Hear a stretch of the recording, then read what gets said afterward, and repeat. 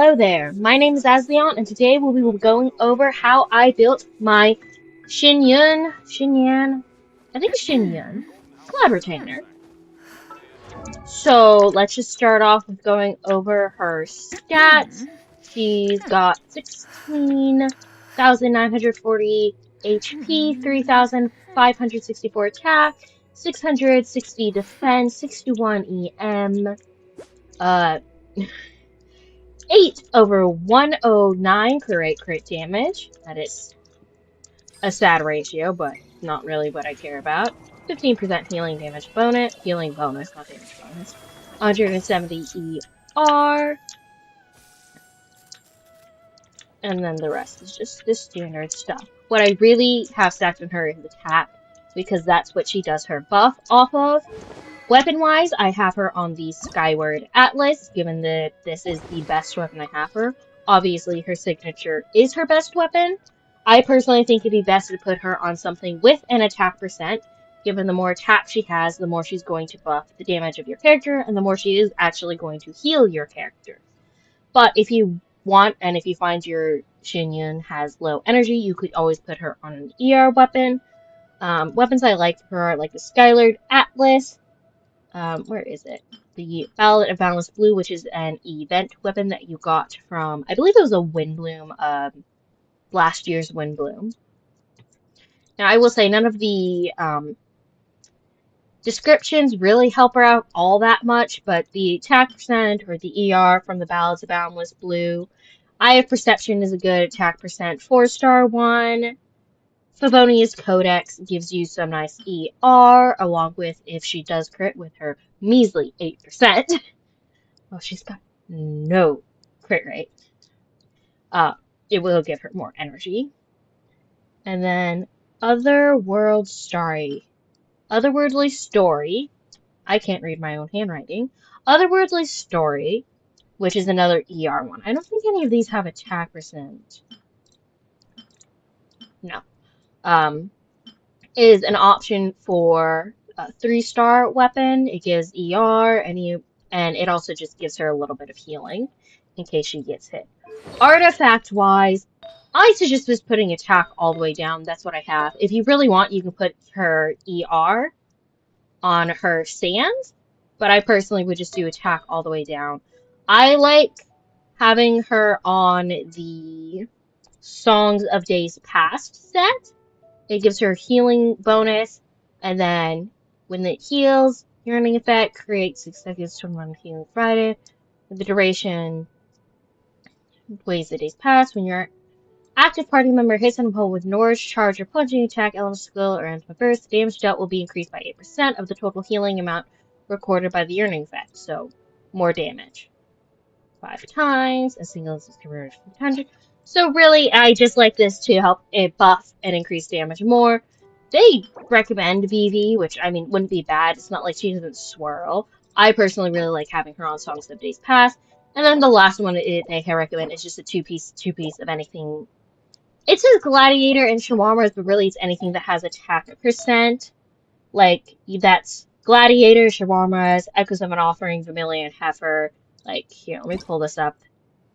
Echoes of Offering also has it, Vermilion Heifer. I think there's a few. Let me see. No, this was like burst maintenance. No, that was like electric damage. That should be Pyro. This one, no, that's Hydro. That's gonna be defense percent. That was Animal. That was HP. That one's not. Fragment of Harmonic Whimsy. There's a good handful, Unfinished Reverie. There's a good handful of them that actually have attack percent as their 2-piece. So there's a good handful of ones that you can use for a 2-piece her if you just want to give her extra attack percent.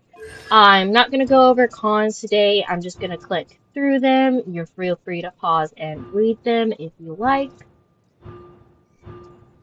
Anyway, talent-wise, I would start with her burst, go to her E, and I wouldn't bother too much with her base attack. As you can see, that's the direct order they recommended it. Because her burst is where you're going to get her healing and her buffing. It increases a star record, can provides heals to all players based on her attack. An active area completes a plunge attack. Star will consume one stat, dealing ammo damage, which is where she could swirl. Again, I prefer the additional healing.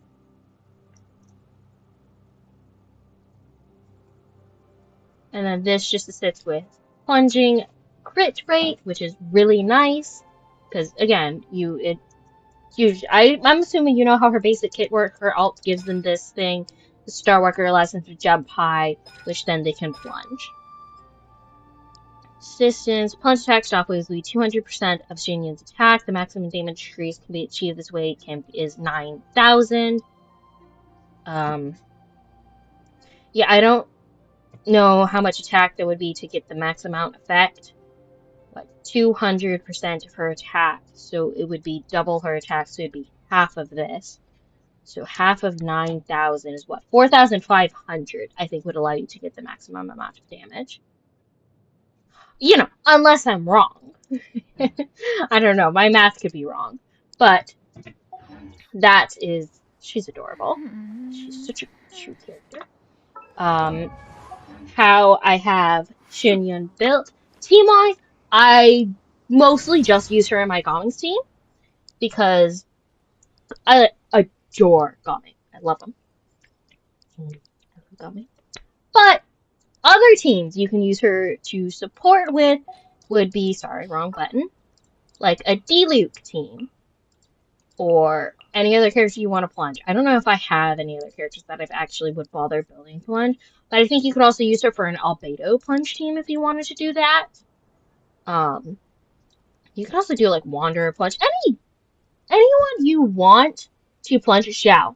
She's really good for Xiao because she boosts plunge damage. Xiao won't really use her mechanic that allows him to jump high to plunge because he's already got a mechanic that allows him to plunge. Xiao and Varessa both benefit from it. I don't think about them too often. Varessa less, Xiao more, because I don't have either of them yet.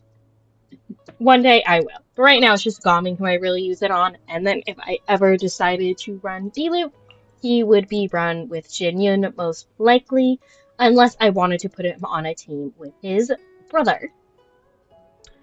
But I don't have any other teams that I would really run her with. But any character you really want to run in a plunging team, you could put her on. Because, I mean, she allows them to plunge just about any which way. Anyway, oh, I forgot to give them energy, so we're going to go ahead and do that real quick. We're going to get them just a wee bit of energy, because I like going in with everybody having their ults. That's way they all look the same. Watch me. I know there's enemies down there on that cliff, but I didn't really want to go fight them, but I have to go all the way over here to fight this guy. Oh shoot, it didn't trigger to give her energy, that sucks. Oh wait, no, I did give her energy. Excuse me. Okay, yeah, there we go. Alright, we can ditch this guy now. We're gonna go here to make sure we get the heals. And then we will go ahead and fight Child. I feel like these videos are getting shorter, which I'm not going to complain about. I do want them to generally be short and concise, but I'm worried I'm missing going over something. But I went over weapon, I went over artifacts. I mean, I didn't go over cons in details, but that's not that big of a deal. I don't always go over cons, and I have risen in details. But I went over weapons, I went over artifacts, I didn't go over cons, I went over talents, I went over teams, because I know a few episodes I forgot to go over teams. So that shortened them, but... Not bad, not bad.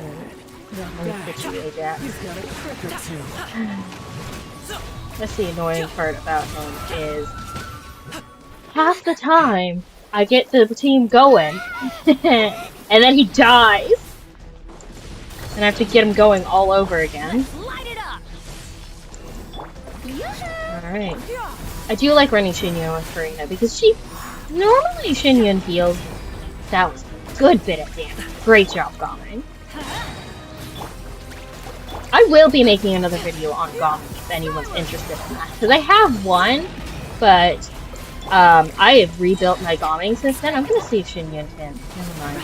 He's gonna have speed. No! He got hit! Alright. Xianyun did get a finish off. I was saying something. I'm gonna be making a new video on Gami because a good sword is coming out for him. It's the Fruitful Hook. Sorry, not coming out. Came out for him. Plus, back when I made my original video, we did not have the plunging set. When the plunging set came out, I saw everyone be like, Xiao, and I was like, yes, I don't have a Xiao yet. We're coming! Oh, I'm so happy with that. My Gami strength has gone up so much, and he's not half as reliant as he was on getting elemental reactions to do as much damage. Anyway, this is a Xianyun video, and here I am talking about Gami. It's just the cutest! Anyway, thank you all for watching. If you have any characters you want to see me go over, feel free to ask. If I don't have them, I can't go over how I built them, obviously. But if I do, I'll look at doing them. I don't have too specific in order. I did miss the last couple of weeks, but I'm going to be posting Xianyun's video in lieu with a couple of others, which they're all going to be more mom-esque characters because I'm posting these in May, so they're all going to be along the lines of that because it's Mother's Day month.